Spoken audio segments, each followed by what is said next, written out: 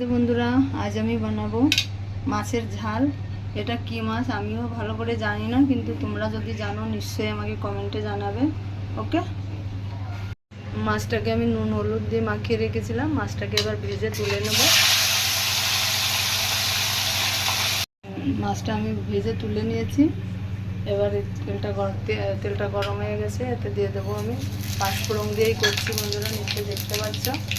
আমি আগে থেকে একটা পেস্ট করে রেখেছিলাম, এর মধ্যে আদা রসুন পেঁয়াজ টমেটো আর কাঁচা লঙ্কা দিয়ে আমি পেস্ট করে নিয়েছি। এটাকে এবার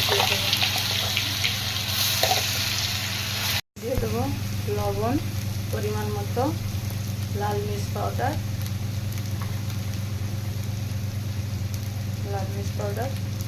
হলদি, ধনিয়া আর একটু জিরে গুঁড়ো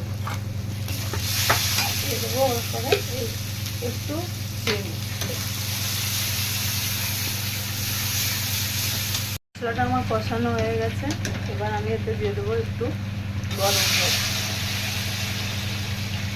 জল করে রেখেছিলাম, ফুটে গেছে। এবার আমি মাছটা দিয়ে দেবো।